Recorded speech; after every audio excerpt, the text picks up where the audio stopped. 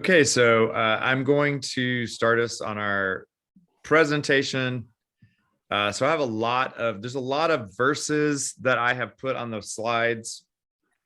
I'm not going to read all of them, but I wanted to just have them there so we can kind of get a flavor. Okay. Start the slideshow. The Zoom bar was in front of my thing to start the slideshow. So we're going to look at Leviticus 18 and 20 specifically. These chapters contain the only verses in the Hebrew Testament, the Old Testament, that specifically mentions what we might call homogenital, same-sex genital sex. And I think we probably would distinguish that from sort of how we think about, two people who are of the same gender who are in love and have an intimate relationship.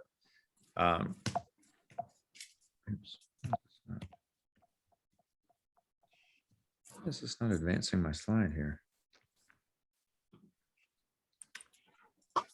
Okay, so I want to start with just a general overview of Leviticus.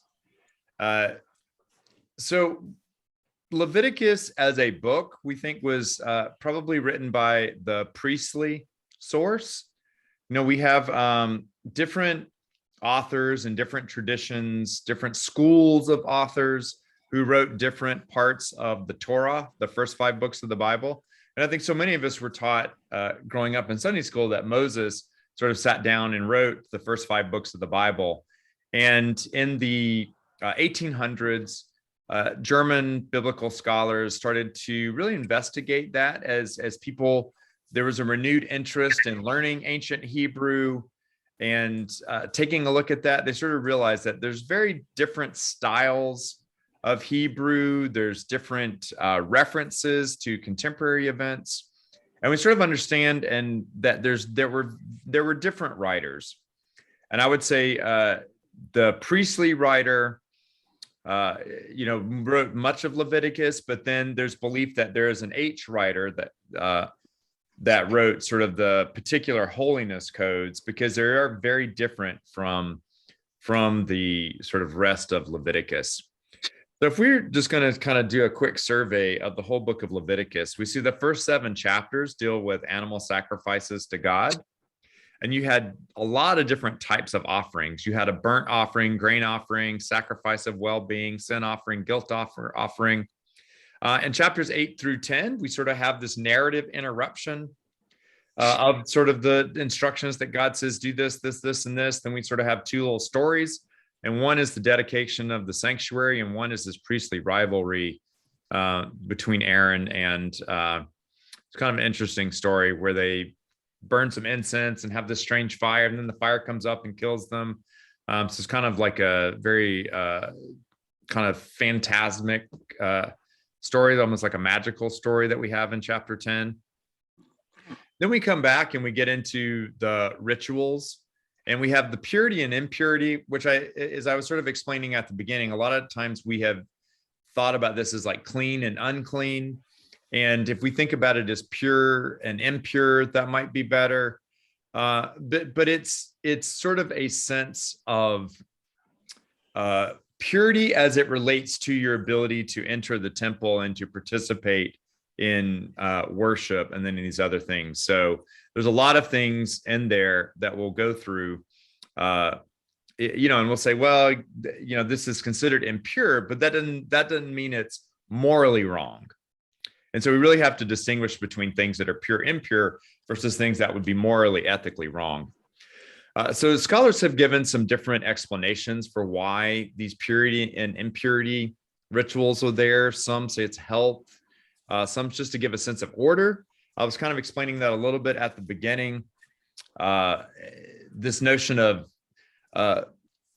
in the Jewish times in that community, things had to be sort of a particular kind.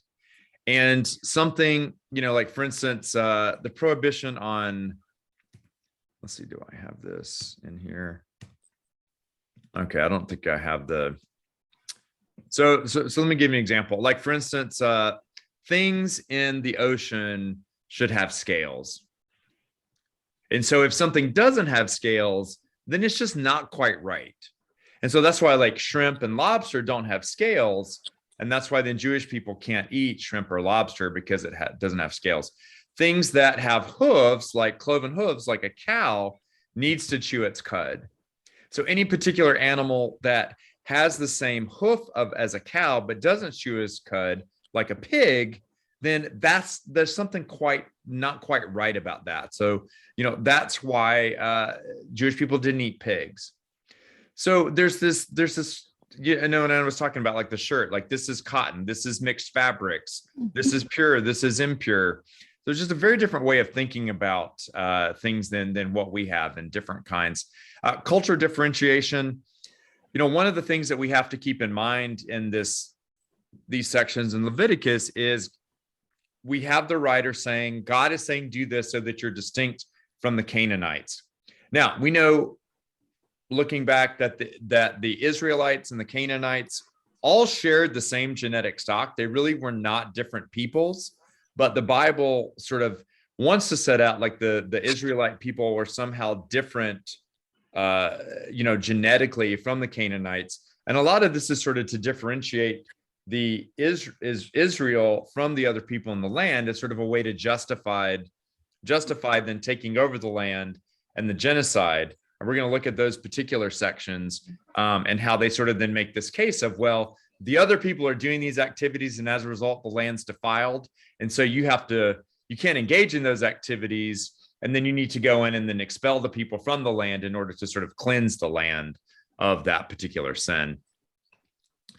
Some of the things that are sort of considered impure, and these are things that are natural, I'd say, like relationship to death. Like Jewish people are not allowed to touch corpses, and if there was a skin disease that sort of mimicked that sort of decay, there's 2 chapters in Leviticus on leprosy, which we know is not the disease that we think of as leprosy today, but it was just sort of a skin disease. So there was this whole idea of, well, if you have this blemish on your skin, like an animal with a blemish couldn't be sacrificed. If you have a blemish on your skin, then somehow that makes you impure. But if you had it completely all over your body, then that would be okay, because then you're completely pure because it's covering the whole thing and not just a part. And you'll see that in Leviticus 13:14. So very different ways of thinking about purity and impurity. Relationship to sex. So a lot of these ritual, holiness, pure, impure, it was seen as these loss of fluids considered essential to life, such as semen and then blood, specifically menstrual blood. When we look at sort of the conceptualization of, where do we come from? How are babies made? There was the belief that the semen contained little tiny people. And I think I've mentioned this before, and all you needed was the man to put one of these little tiny people in the woman's womb. And that was just sort of then the shelter for this little tiny person then to grow into like a baby. And then that baby came out, and then, the baby became like like an adult human at some point. And so we see some of the things that make you impure would be genital discharges, and that's covered. It's a whole chapter on that in Leviticus 15. Males become unclean, like a nocturnal emission. If you have a normal seminal ejaculation, women are impure during their menstrual cycle. Sorry. And then you get some debate, even like in the ancient traditions, about, well, when do you start counting this 7-day period?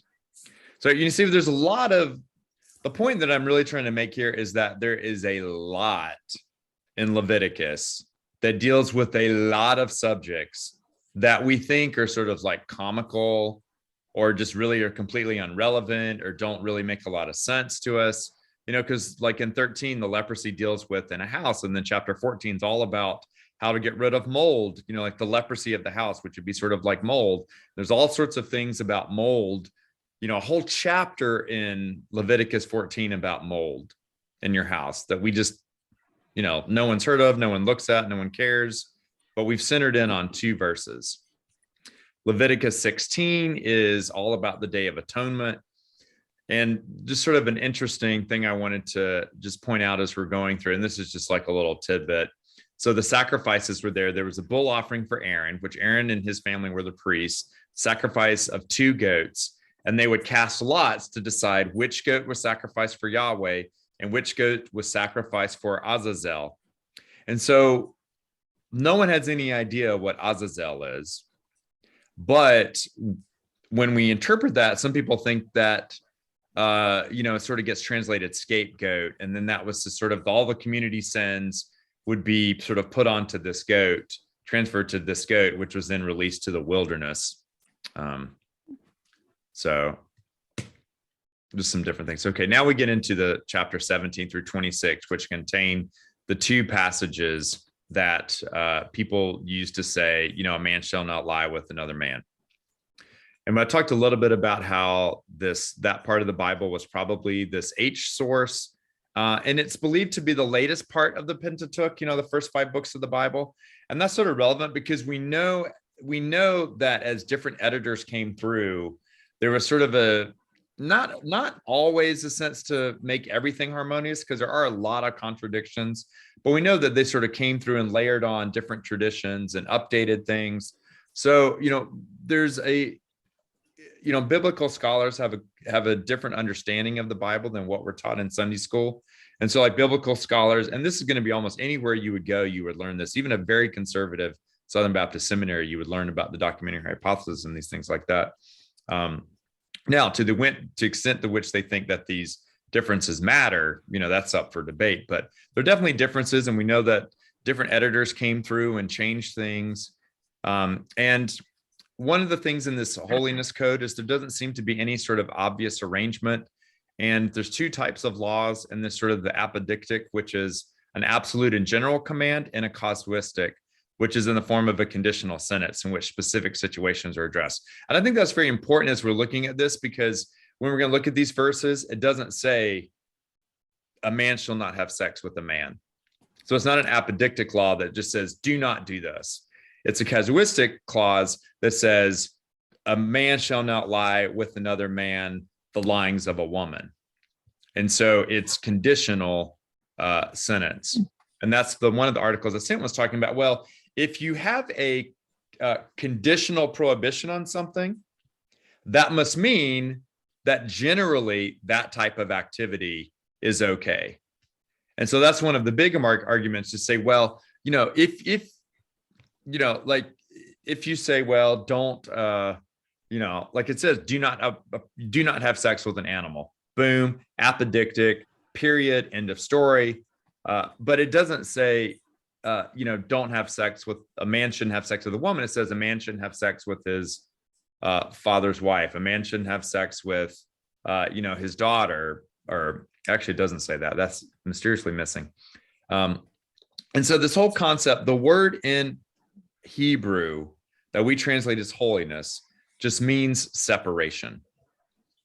So we sort of think of it as this thing of like God judging you and having it be a sin and an abomination.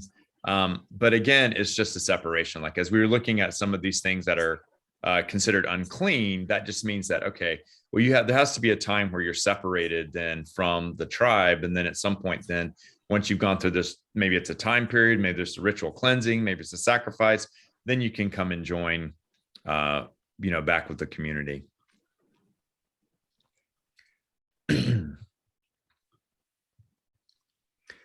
So this is sort of where we then get this notion that Moses was the scribe. It's sort of couched in these terms. And we know that in terms of like historically, when we're looking at this, that Moses was long dead after we can date these particular sections. So let me just read a couple of these at the beginning, and then I'll kind of go through them more quickly. So speak to the sons of Israel, say to them, I am the Lord your God. You shall not do what is done in the land of Egypt where you live, nor shall you do what is done in the land of Canaan, where I am bringing you. You shall not walk in their statutes. So again, we sort of see the setup here is the holiness is something that's going to separate you from the way that the people are in that particular area. And that doesn't mean just to say that, well, this is a universal truth, that no one should be doing this, just to say, look, I want you to be separate and I want you to be different. Okay, so you're to perform my judgments, my statutes.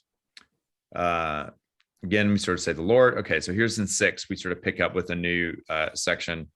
So none of you shall approach any blood relative of his to uncover nakedness. I am the Lord. And again, I picked the New American Standard Bible because it's the most literal translation that is currently, we kind of use.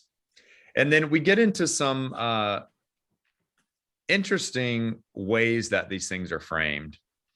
And this is one of the points that is raised in this article here. It says, you shall not uncover the nakedness of your father. That is the nakedness of your mother. She is your mother. You are not to uncover her nakedness. So a very odd construction versus just saying you shall not uncover the nakedness of your mother, right? Like you could just sort of say that, that'd be much more clear. And so this is where the article that I had sent y'all was saying, well, they think there was probably a prohibition because again, these verses are, these verses here are were not in the original. This is just how they were decided to be separated.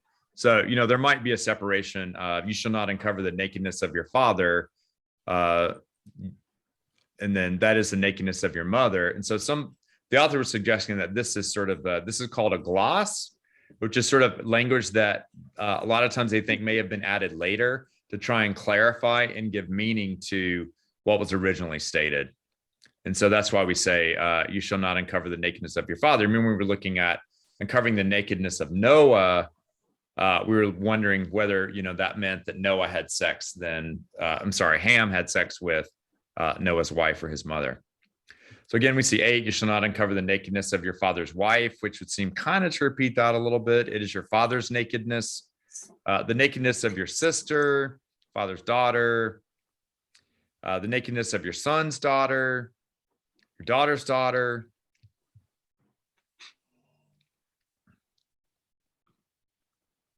nakedness of your father's wife's daughter, born to your father. She's your sister, your father's sister, your mother's sister.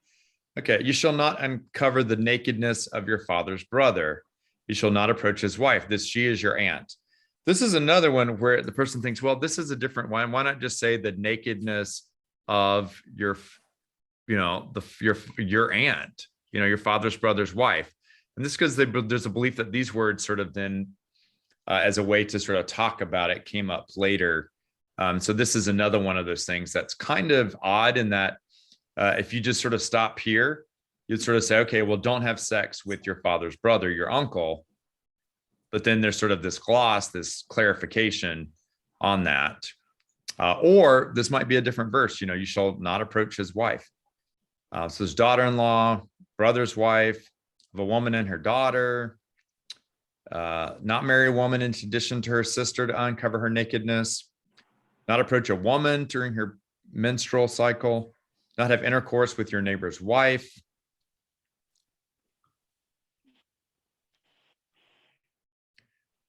not giving of your offspring to Molech, profane the name of the Lord. You shall, okay, here's the clobber verse.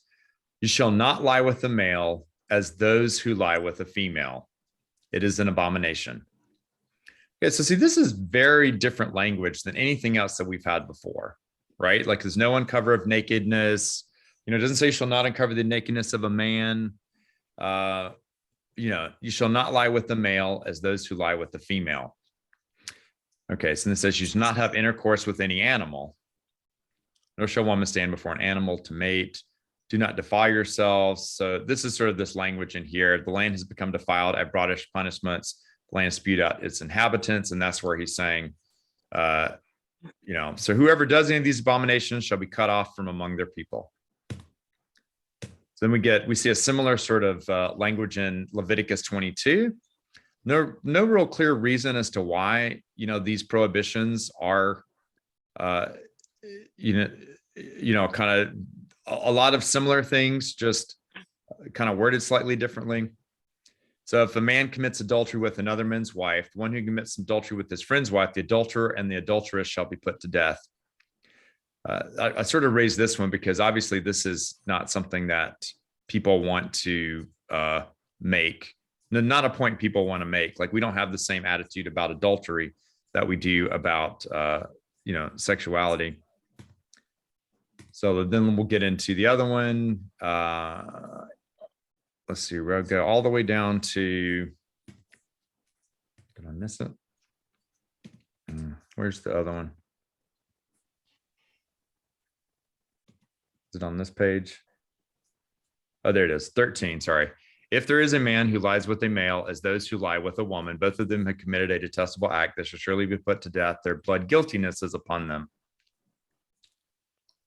Okay, so here we don't see that language of abomination because there's sort of a attempt here to put it in, kind of language that is more accurate to the Hebrew than sort of what we have now, because the NASB was published in 95.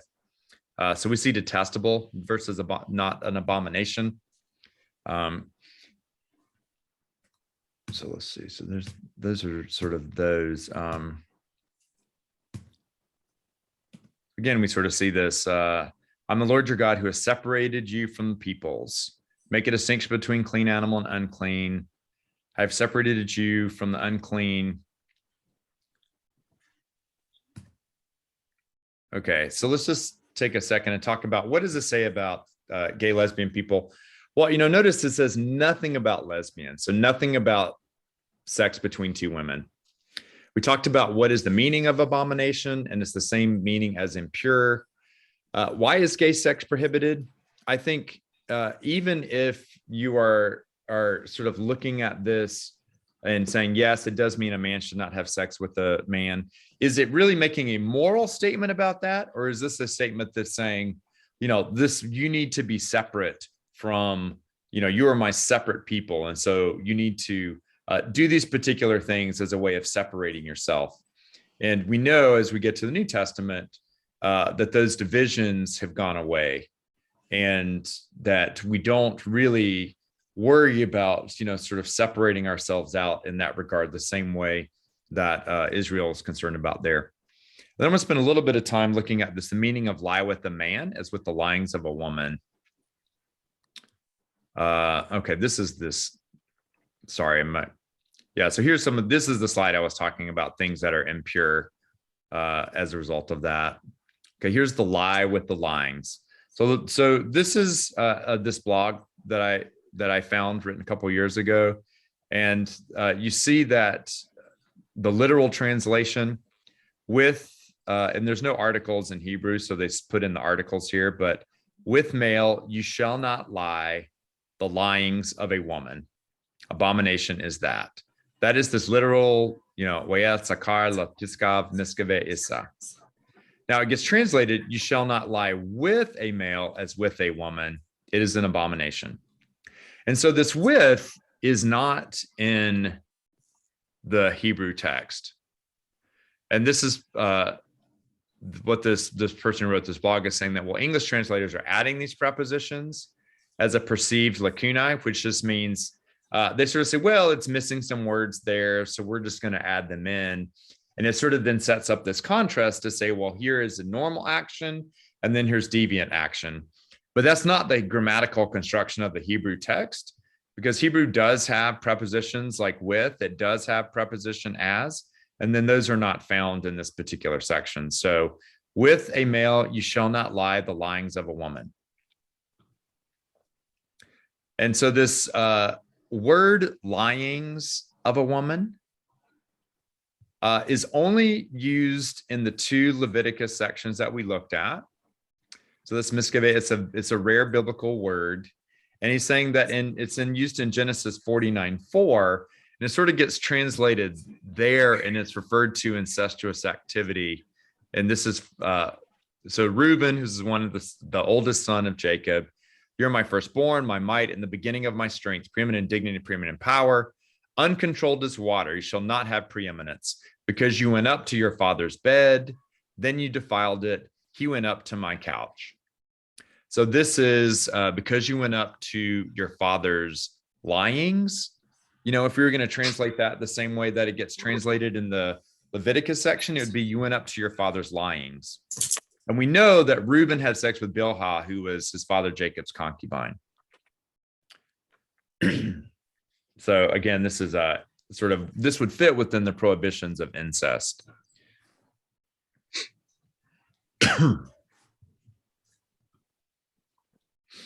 Alrighty.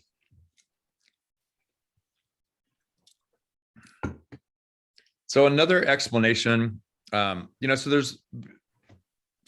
different biblical Hebrew scholars have tried to figure out, okay, what does this mean? You shall not lie the lyings of a woman.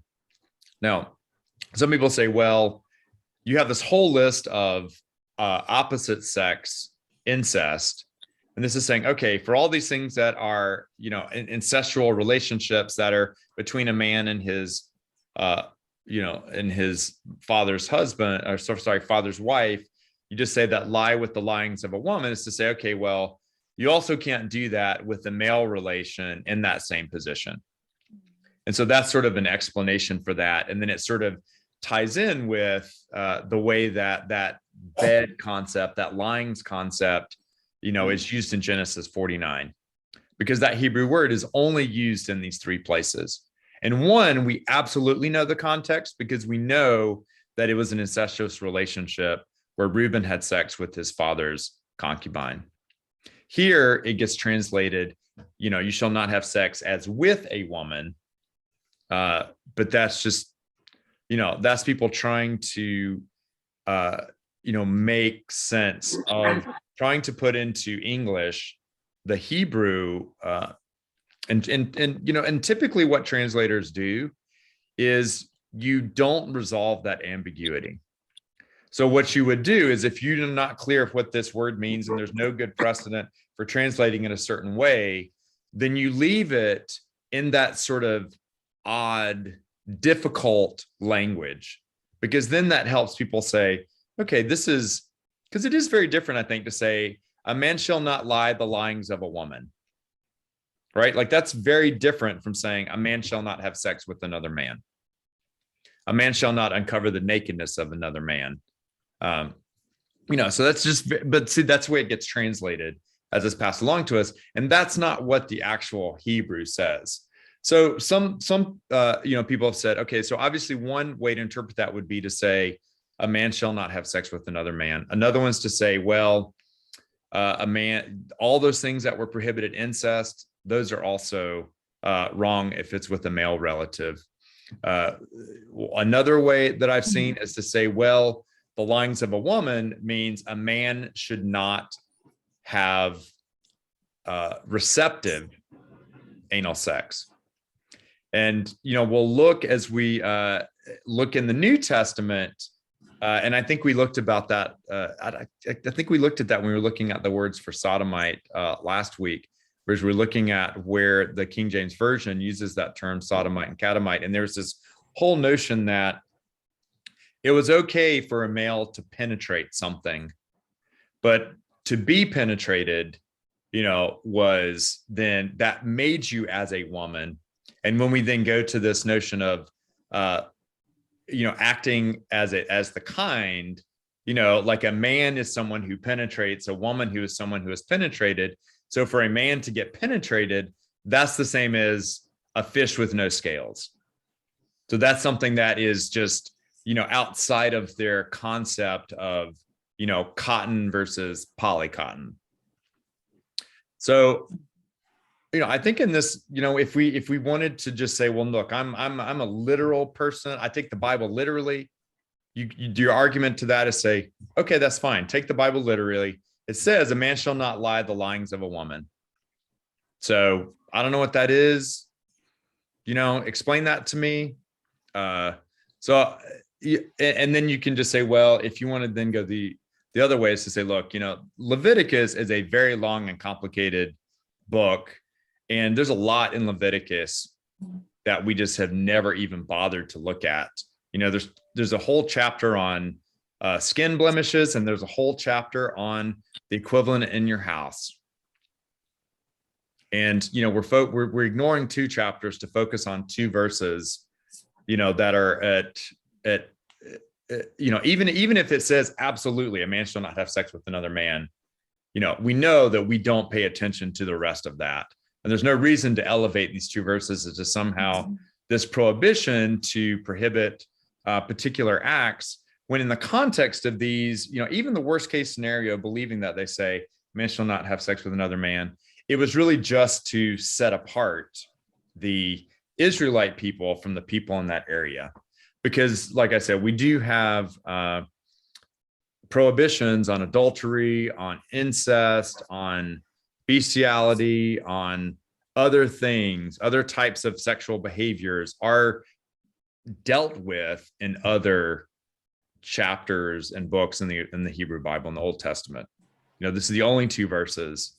And then, the article that I had sent y'all, the person is saying that, this is sort of an supposition of that. Well, a later editor went back and kind of mangled the language because that was the best way to obfuscate the fact that, well, these things had been allowed. And, his whole point was that, the exception proves the rule, right? Like if you say you can't have sex with your uncle, then it says, okay, well, if there was a general prohibition on men having sex with men, you wouldn't have to say that. And so that's where then you get into this whole thing of that specific prohibition of don't have sex with your father, or don't uncover the nakedness of your father, seems to say, well, that's a general exception. Now, one thing that's noticeably missing here, it does not say a father should not have sex with his daughter. So that is kind of an odd, that's kind of an odd, absence in this Levitical code. Is it because all the other women that are mentioned belong to another man, but the daughter doesn't belong to another man? So the daughter belongs to the father? That's a whole, thank you, Susan, for raising it. That's a whole other argument as to, kind of why these things in a patriarchal culture, you do not take someone else's property, and all these other things are someone else's property, but your daughter is your own property. So it's not seen in that same way, which is horrific to us from the perspective of sexual ethics. But you're right. Like if now that we have this understanding of how things were and how they thought at the time, you're right. It does make perfect sense then to not have that, because, who are you harming in that regard? You're not taking someone else's property.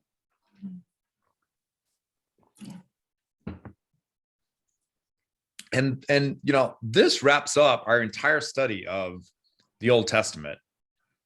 So we have talked about everything now with regards to same-sex, homogenital sex in the Old Testament. And we see there's nothing that says anything about 2 women. And we looked at Sodom, which says nothing really about sort of 2 men having consensual sex. And then we see these 2 verses, and even these 2 verses, and I don't think anybody who really studies it could deny that there is uncertainty there. I mean, you have to say we're not consistent in how much we look at Leviticus generally. You have to accept that we're not consistent with how we apply other prohibitions, specifically adultery. Like, no one's out clamoring that someone who commits adultery or takes another wife should be stoned to death, and somehow that should prohibit that person from being a school teacher, from serving in a church, from being ordained, from all these other things. So I sort of come to the end of our look at this in the Old Testament, and it's just, there's just no support for what I think tradition has so consistently kind of held on to.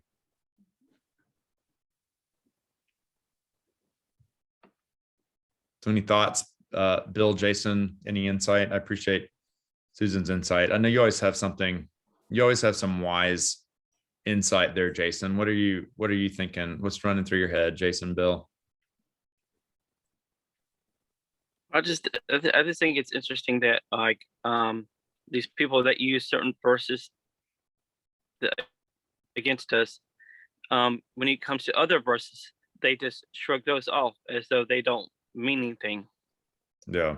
Like you take the verses in the New Testament where everybody in the church gave over everything they owned. I'm just saying, if we're going to do this Bible thing literally, every word of it, well, then we need to start giving our stuff up, because it says there that if you didn't do that, you would drop dead. So yeah, I mean, there's definitely this concept of let's define sin so narrowly that I can never be guilty of it. And I know that I don't have attractions towards other men. And I know that, and I know deep down that, this is sort of an immutable characteristic, that it's not something where, I'm attracted to women, but then I could also be attracted to men. So I'm fully comfortable that I can say, same-sex relations are wrong, because I know that I would never, be tempted or have anything to do with that. So that's like a really easy thing. Now, adultery, on the other hand, I better not push too hard on that, because I might end up committing adultery. I don't want that to be something that could come back to bite me. So I think you raise a great point, Jason. If it's something that, if it's something that somebody else is doing, let's call it out as a sin. But don't even come close to suggesting, and then also that whole thing of, sharing and all the stuff that you do. The Old Testament has a very strong history of, like having a period of time where, if they wanted people to sort of families to have property that belonged to them. And so there was this whole notion at some point, well, if you had debt, it had to be forgiven. If you had property that someone had mortgaged to you, you had to give it back. So there's general principles of the way that we should all live in community and what's fair in that community that are, we grossly deviate from, in this regard. So I think your point is a very strong one. I agree. The selective, selecting verses to make a point that we're so familiar with. I knew of some, but I didn't know of how many. And that the Old Testament is a great resource to make the point that you're selecting verses. Also, like the point that was made today about if you're having to exclude it specifically, you're saying that it's okay otherwise. In the New York Times article talked about, well, you can't do this on Sunday. Well, that implies that you can do it on every other day. Right. Right. Yeah, like a sign that says closed on weekends. Yeah. Right. Like you don't need that sign. That sign says we're open on weekdays. Exactly. And so, and then I guess it makes me stop and think, as you point out, Brian, that even in conservative interpretations and seminary teachings, there are a lot of people that have to know this is wrong, that are standing behind the pulpit, that what's been done for a long time is wrong. They would have, if they're intelligent enough to study Hebrew and go through all the different aspects that you have to go through to really study the Bible, you would have to know that there's some inconsistencies there. You would have to know that you're being very inconsistent in what you preach about. Mm-hmm. You're going over into the New Testament and what Jesus considers a divorce. There's only one example that you're truly divorced in the eyes of God, according to Jesus. I've never heard a preacher get behind the pulpit and talk about the fact that you did not have infidelity in that situation. Therefore, you're still married to the original wife, and these kids that you have now, and this family that you have now in this congregation, you need to leave and go back to in order to come to this church or to be a part of this church.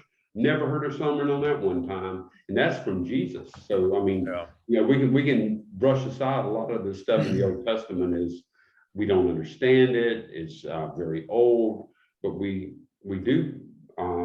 Most of us cling to the teachings of Jesus, and just all the whole concept of that we're not here to judge one another. That concept in Christianity that you'll be judged the way you judge. That is something that we don't hear from the pulpit because so many times they are in the position of judging and really getting people emotionally involved in it, to fear not. I've heard you're either in one or two states of mind. You're either in fear or you're in love, and the teachings are in fear, and that just, it's hard to reconcile that with a lot of the Christian teachings, a lot of what is attributed to Christ. So, yeah. Well, if we're getting literal, if we were going to be literal about everything, you would also have to be literal about the Sabbath as well, Yeah. and that would mean that would not be Sunday. That would be Friday evening until Saturday evening, right? That's going to be very inconvenient. Yeah. I mean, you know, if you look at when Jesus died, they didn't want to do anything with the body that one day because of the Sabbath. I mean, Right. that time period because of the Sabbath, and that was Friday evening till Saturday evening. And so, if I'm right, they would have went to the tomb Sunday morning.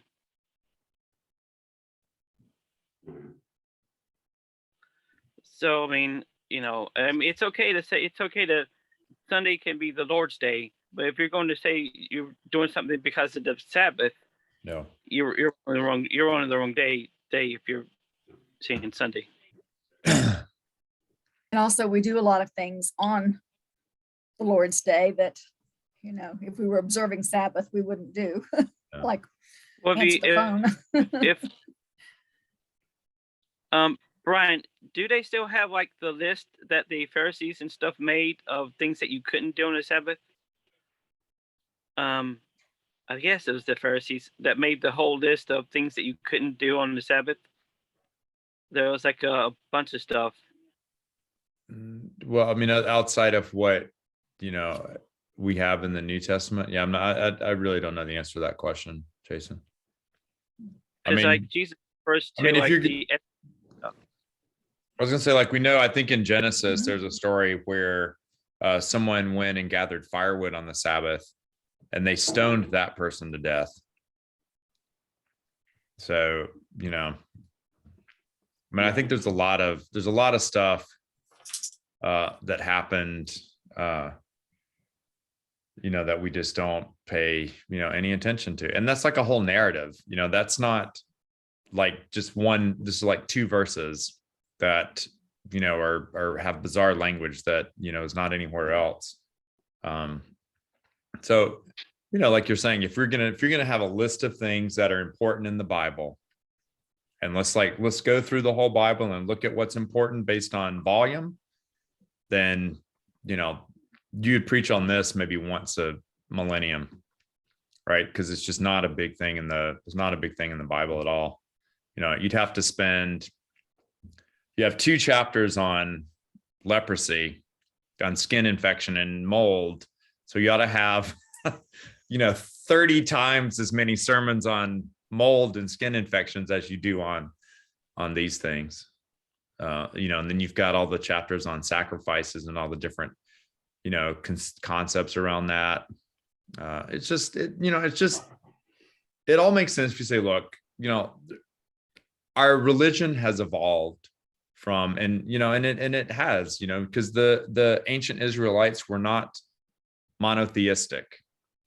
They sort of had Yahweh as the God above other gods, but they were not monotheistic, as in, because it's not, I am the only God, is you shall have no other gods before me, right? Like that's the commandment. So we, and if we look at sort of like the way that religion it certainly has evolved over time. And it's bizarre that, people want to say, well, I'm going to accept that on everything else, but this one point. Okay, how important was that in the Old Testament? Well, it's just 2 verses that really are not clear as to what they're saying. So,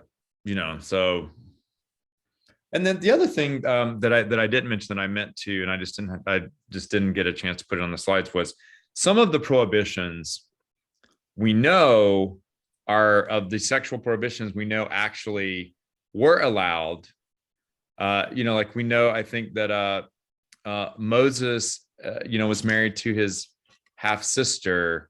We have stories about Jacob took took two sisters as his wife.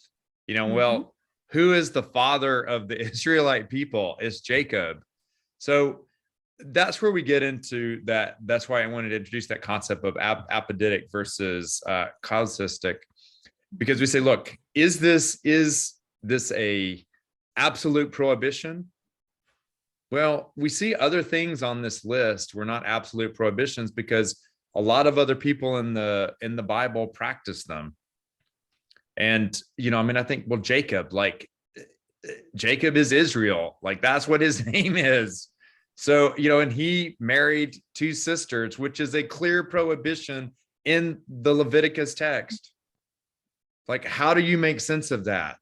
Well, does it make sense if you say, well, these were things that were added later on because they needed some justification and say, well, we're different, we're special because we're going to go out and slaughter all these people. So let's sort of like talk about the ways that we're separate in that regard. That makes sense to say that, well, no, the Old Testament sets out a consistent sexual ethic that works then and works now. That's not a consistent argument. It didn't work then, and we don't apply it the same way now. So that's a non-start of an argument. So, all right. Well, there is a habit of like taking things in the Bible and thinking of it in the modern terms, like you were saying about hygiene. They didn't have running water. I mean, they had in Rome. They had somewhat run. I guess they had running water Rome, but they didn't have running water like we do now. It wasn't like widespread. Yeah, and I'd say like on somehow this being a hygiene thing, I think more modern scholars have pushed back on that notion of it being sort of a hygiene, like somehow that pigs were dirty animals and that was not healthy to eat pigs. So there's been a lot of pushback on this whole sort of notion that somehow these things were for hygienic purposes, and that's how they came to us. So that's a good point that you raised, but there's a lot of more as because ironically we learn more about we know more about ancient cultures than we ever have. As we found out better ways and deciphered languages and found new manuscripts and then archaeological digs and, all these sorts of things, we know more now. And so we're better able to opine as to, what a particular, place might have actually been like than, they were 500 years ago, for instance. So anyway. All right. Well, thank y'all so much for sticking with me on this as we kind of finish this up. Next week, I was going to look at the New Testament prohibitions, and we really get into the debate on what does it mean for something to be natural versus unnatural. And again, we get into, I think, a language issue that's kind of it's kind of a carryover from our discussion on, impure and pure, because, this God in the New Testament, God does unnatural things. So if God does unnatural things, it can't be inherently wrong. And we're going to look at that next week as we sort of then conclude our book. Now, I'll see, if we're going to get a good crowd, or do y'all want to meet next week, or would y'all like to take a break and then we'll try and hit this